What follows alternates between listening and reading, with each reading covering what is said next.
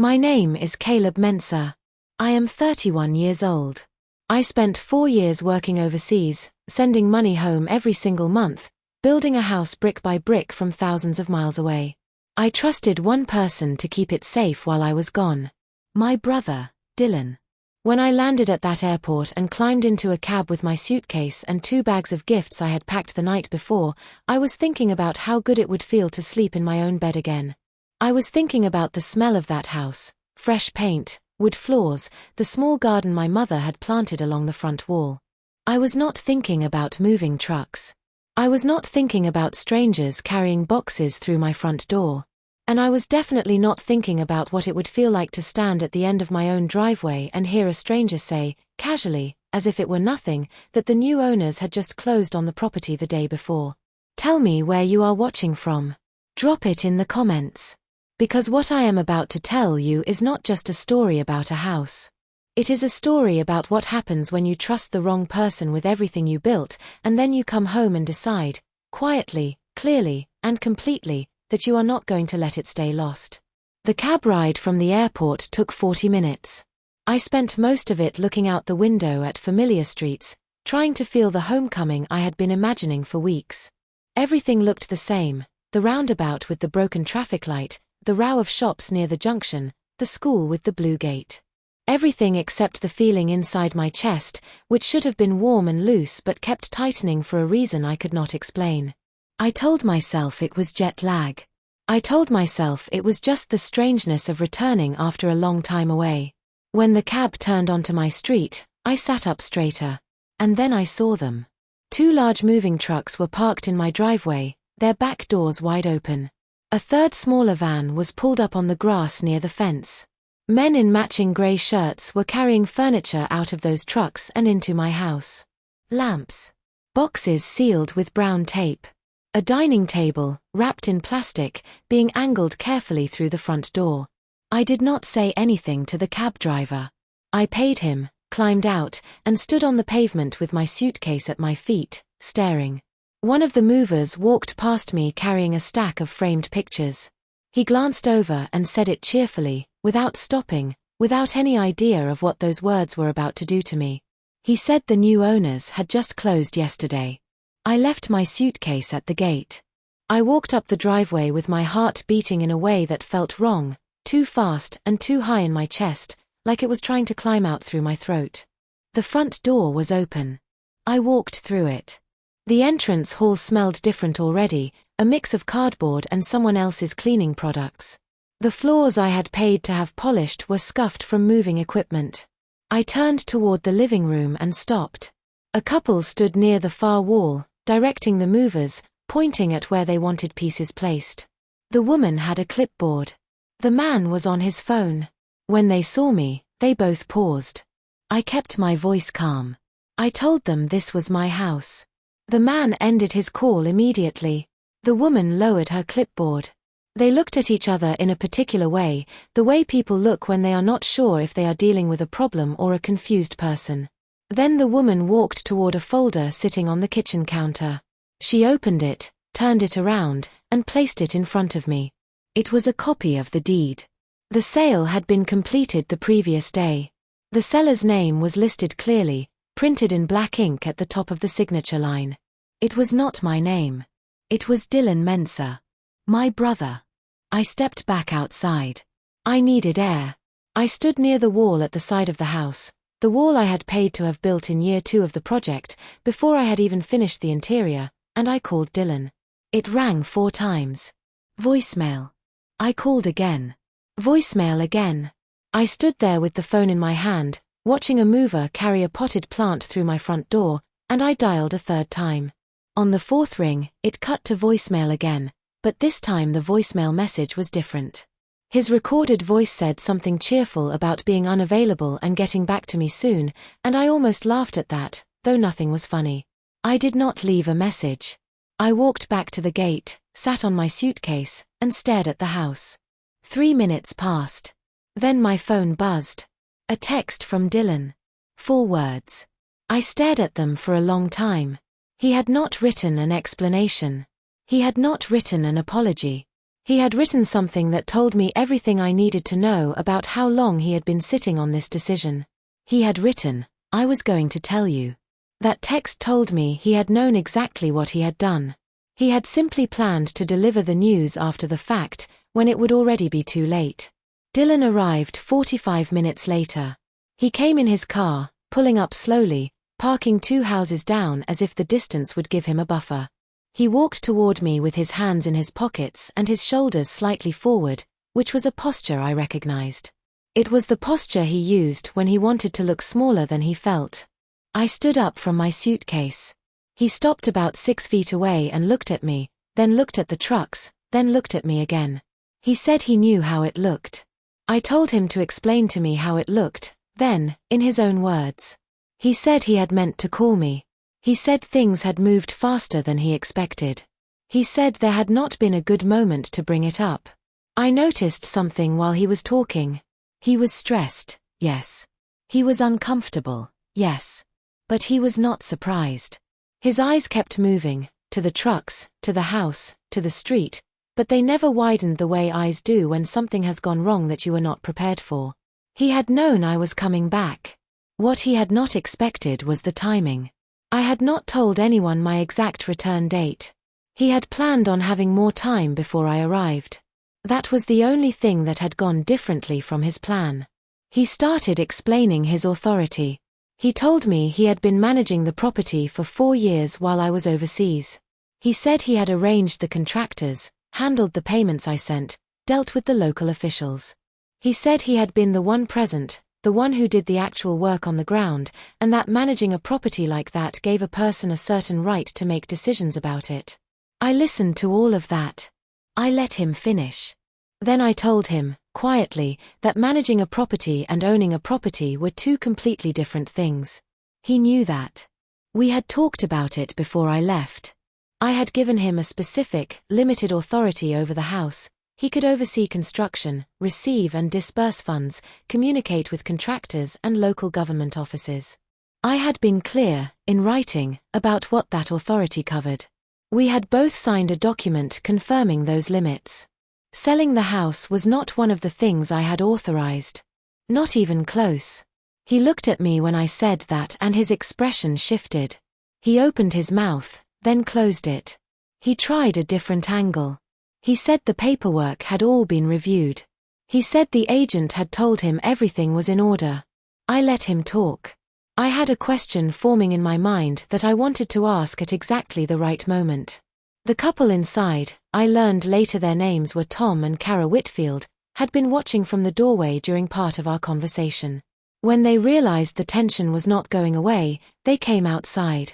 Tom introduced himself formally, which I thought was decent of him under the circumstances. He said they had purchased the house through a licensed agent, that all the paperwork had been verified, and that as far as they knew, the transaction was entirely legal. He said it calmly, without aggression, but also without any flexibility. Kara said they had savings in this purchase. She said they had waited months for the right home. I looked at them both and I could see they were not bad people. They had bought what they believed was a legitimate property through legitimate channels. I did not blame them. Their agent, Phil Okafor, was also on the premises. He confirmed, when I turned to him, that all documents had been checked against official records. He said the title search had come back clean. He said the power of attorney had been reviewed by their firm's legal department. He said, in a confident voice, that on paper, the sale was completely clean. I nodded when he said that. I did not argue with him. I was beginning to understand that on paper was where the problem lived. And I was already thinking about the paper trail. There are 2 kinds of quiet. There is the quiet of someone who has nothing left to say, and there is the quiet of someone who has already decided what comes next and is simply waiting for the right moment to begin. I went quiet in the second way. I had felt the first sharp wave of anger pass through me standing at that gate, and I had let it move through without holding on to it. Anger was noise, and noise was not what this situation needed. What it needed was precision.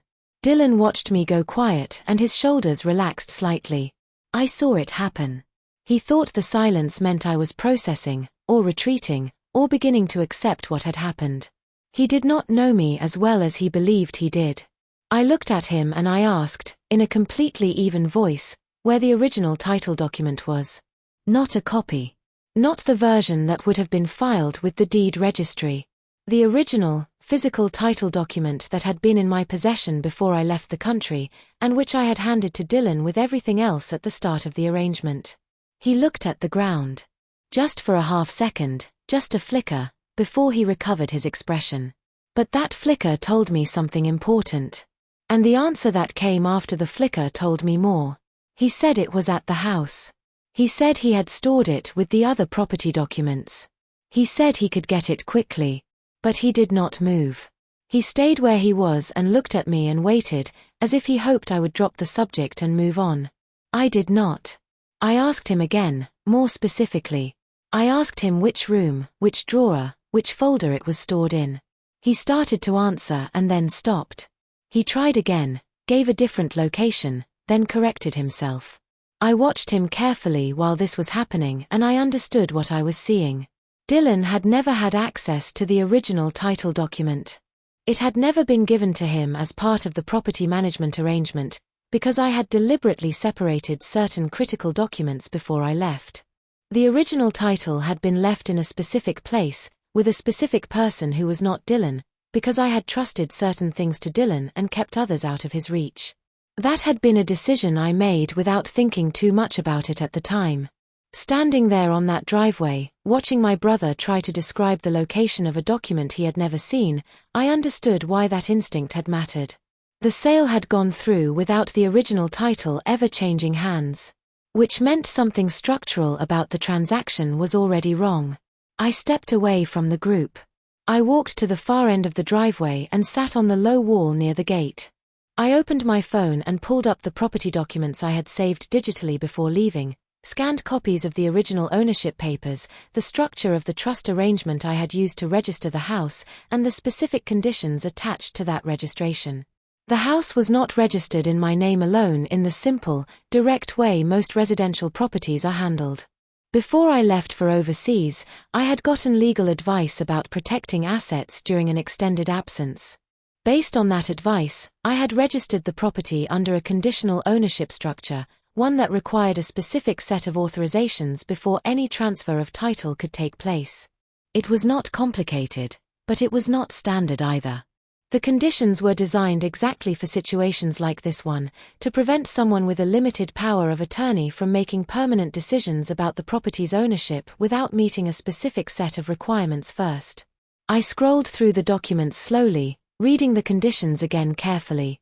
The sale, as far as I could see from the paperwork I had on my phone, had skipped at least 2 of those required steps.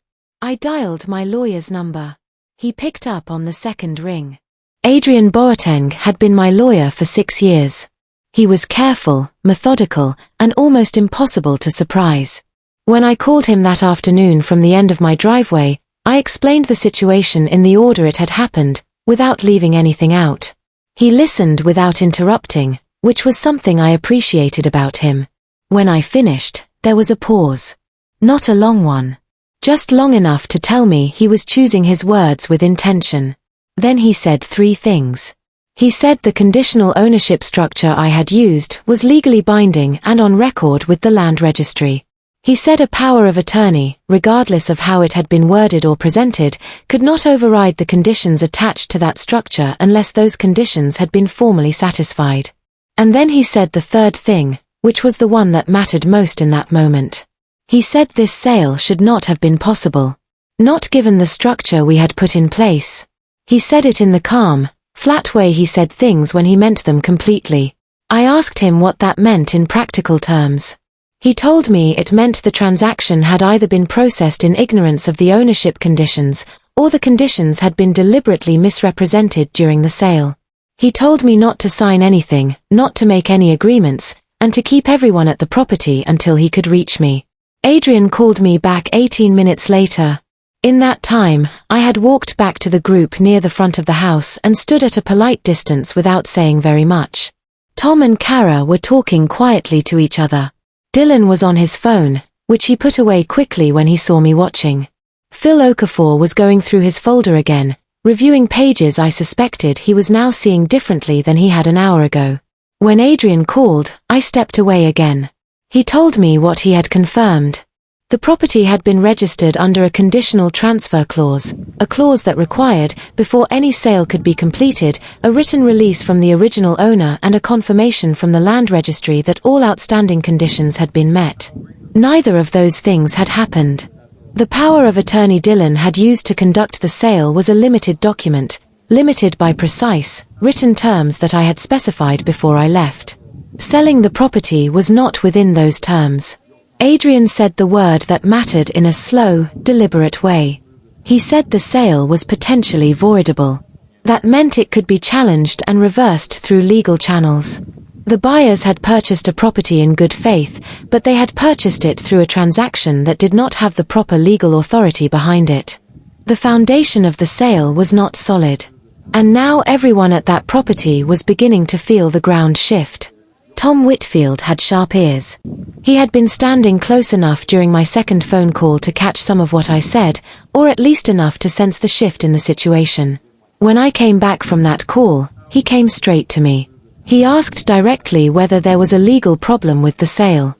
I told him, honestly, that I had just spoken to my lawyer and there were questions that needed to be answered.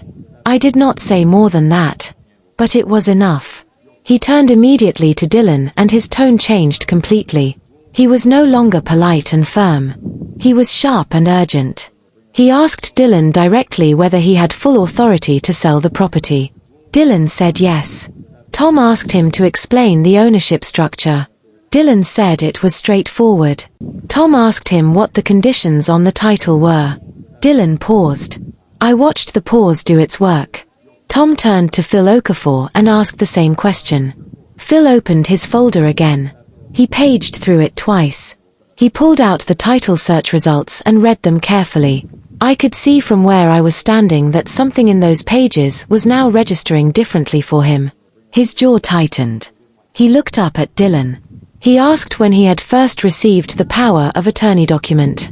Dylan said 2 years ago. Phil asked whether Dylan had disclosed the conditional ownership structure at the start of the process. The pause that followed that question was longer and heavier than any of the ones before it. Phil gave me a copy of the sale documents without argument. I think he understood by then that cooperation was the smarter position to be in. I sat at the small outdoor table near the front of the house and went through every page methodically. Most of it was standard: the sale agreement, the transfer of funds, the conveyancing timeline. The power of attorney document was included. I read it twice. The signature was Dylan's, which was correct. The format was legitimate. The notarization was in order. But the language of the document itself was where things became interesting. The power of attorney had been written with specific limits. It listed, in 3 numbered clauses, what Dylan was authorized to do on my behalf: collect correspondence, manage utility accounts, and communicate with contractors for ongoing maintenance. Clause 4 stated, in plain language, that the document did not extend to the transfer, mortgage, sale, lease, or encumbrance of the property described. That was the clause that mattered. Whoever had processed this sale on the legal side had either not read clause 4 carefully enough, or had read it and chosen to proceed anyway. Either way, the authorization Dylan had used to sell my house had not actually covered the action of selling it. The document said so, in writing, in numbered form, on the 3rd page. I asked Dylan, directly, whether he had read the full power of attorney document before using it to conduct the sale. He said he had. I asked him whether he had shown it to Phil or the agency's legal team before the process started. He said he had provided it as requested. I asked him whether anyone had raised any concerns about the specific limits in Clause 4. He said the agency had confirmed everything was in order. I looked at Phil when Dylan said that. Phil was very still. I asked Phil the same question: whether his team had reviewed the full document, including the specific exclusions. He said their review had focused on the validity of the document itself. I asked him whether validity and scope were the same thing. He did not answer immediately. The truth was becoming visible to everyone present, which was that the power of attorney had been reviewed for whether it was real, whether the signature was genuine, whether the notarization was legitimate, but not for what it actually authorized. The distinction between a valid document and an authorizing one had been missed. Or skipped. I did not know which yet. But the result was the same either way. Dylan had used a real document to do something that document explicitly said he could not do. And a licensed real estate firm had processed the transaction without catching it. The conversation with Dylan after that was different. There was less performance in it. He was not explaining anymore. He was not managing the situation.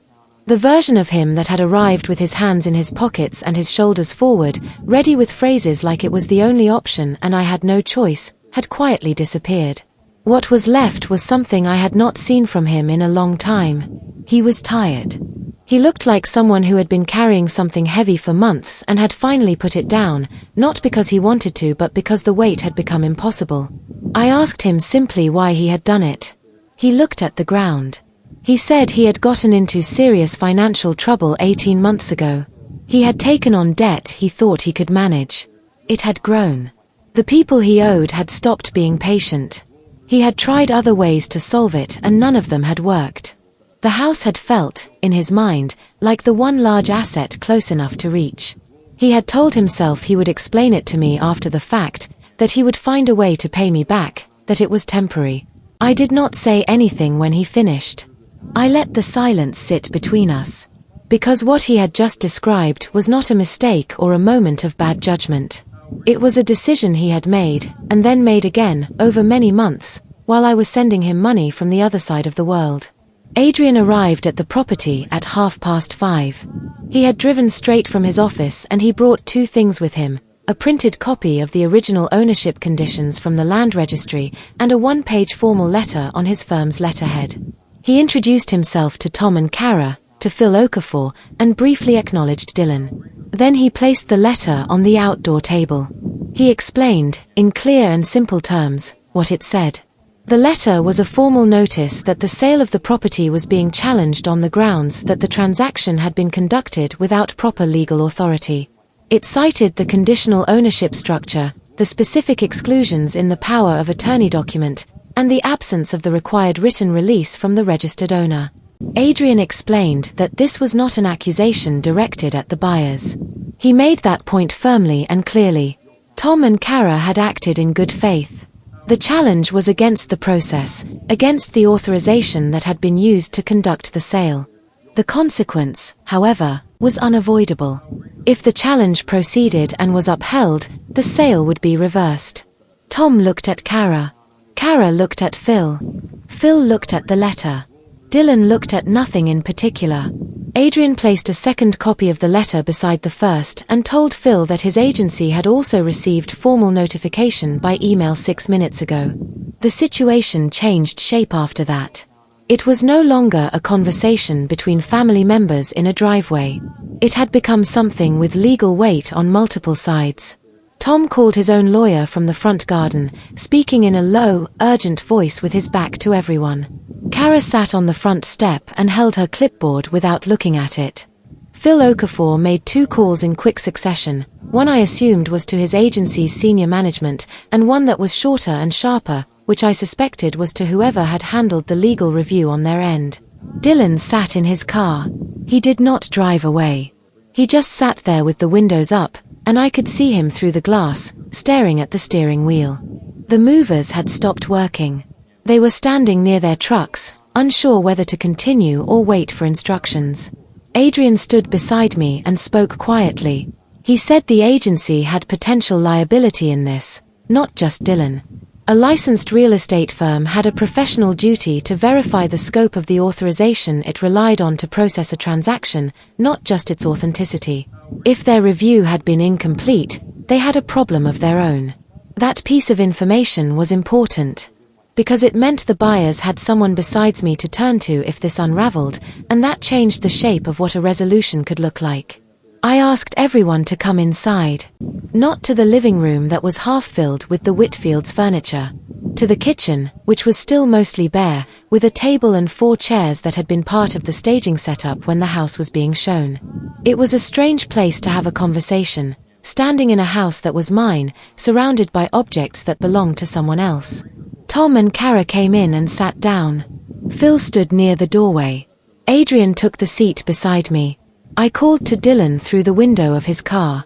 He came in slowly and stood at the far end of the kitchen. I did not raise my voice. I did not list accusations or make threats. I simply told everyone that I thought the best thing any of us could do in the next few minutes was stop reacting and start listening. I said I had no interest in turning this into a war. I said that wars were expensive and slow and they rarely ended the way anyone planned. I said what I wanted was a clear, honest account of how we had all arrived in this kitchen together, so that we could figure out, calmly, what the path forward looked like. Tom nodded. Phil uncrossed his arms. Dylan looked at the floor. Kara still had her clipboard. I pushed the power of attorney document to the center of the table. I went through everything in order. Not quickly, not with drama.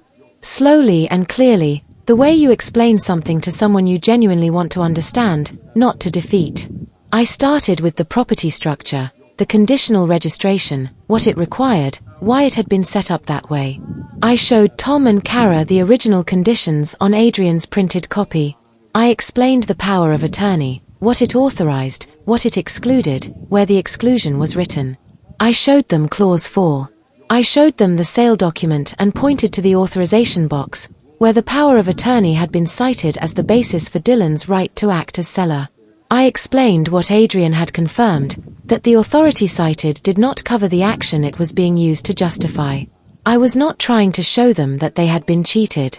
I was trying to show them what had happened, step by step, so they could see exactly where the problem was and exactly who was responsible for it. By the time I finished, Kara had set the clipboard down. Tom had his hands flat on the table. They were both looking at the power of attorney document, at Clause 4 specifically, and I could see, in the way their eyes moved across the words, that they understood. They had not done anything wrong.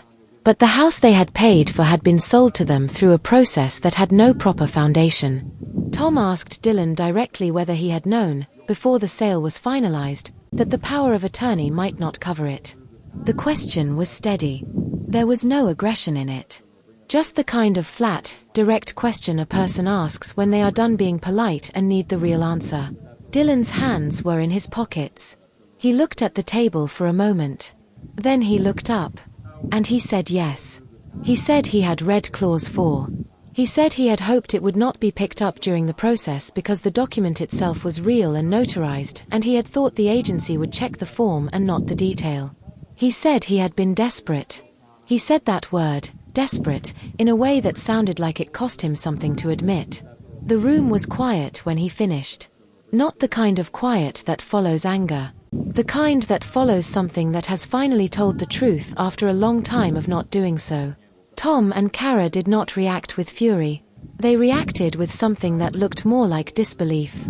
Phil Okafor looked like a man calculating the professional consequences of the next 30 seconds.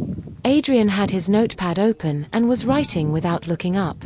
I sat with my hands folded on the table and said nothing. I did not need to say anything. Dylan had said it all. Tom turned to me. He asked what I was planning to do. He asked it carefully, the way someone asks when they are afraid of the answer but need it anyway. I took a breath before I responded. I told him that legally, I had grounds to reverse the sale entirely through the courts. I told him that Adrian had already initiated the formal challenge. I told him the process could move quickly given the clear documentation. His face tightened when I said that. Kara put her hand on the table, not dramatically, just quietly, and she said that they had put their full savings into the purchase. She said they had been looking for over a year. She said they had done everything correctly on their side, the checks, the verification, the legal review. She was not asking for sympathy. She was stating facts. And the facts were true.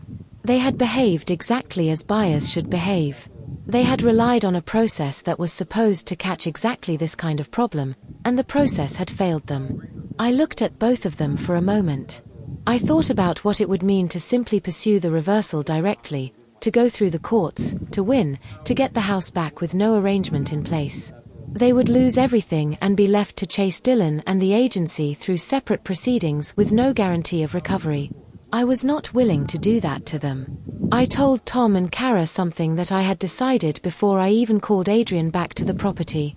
I told them that I was not going to use the legal challenge as a weapon against them. I said it plainly, without conditions attached. I wanted them to hear it clearly, that whatever came next, the goal was not to punish people who had been deceived by the same situation I had been deceived by. Tom exhaled slowly. It was the kind of exhale that tells you someone has been holding their breath without realizing it. Kara pressed her lips together and looked out the kitchen window for a moment. I told them that did not mean the situation could stay as it was. The sale had to be unwound. That was not negotiable. The property could not legally remain in their name under a transaction that lacked proper authorization. But the way it was unwound, and what protections they received during that process, was something I was willing to work toward in a way that treated them fairly. I turned to Phil Okafor and said that the agency had its own questions to answer.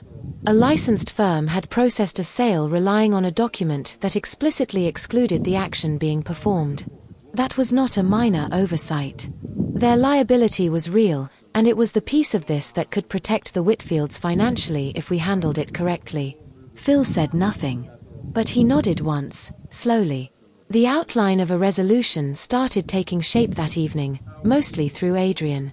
He spoke separately with Tom's lawyer, who had arrived by 7 o'clock, a focused, practical woman named Vera who asked sharp questions and seemed to understand quickly what had happened and what the workable path forward looked like. The structure they began building had 3 parts. The first was a formal reversal of the sale through the land registry, with documentation submitted by both parties confirming the transaction had been conducted without full legal authority. The second was a compensation agreement between the agency and the Whitfields, covering the return of their purchase funds, their legal costs, and an additional amount for the disruption caused by the failed transaction. Phil Okafor's agency had professional indemnity insurance precisely for situations where a transaction was processed incorrectly. It would be painful for them, but it was there. The third part was the simplest and the hardest at the same time.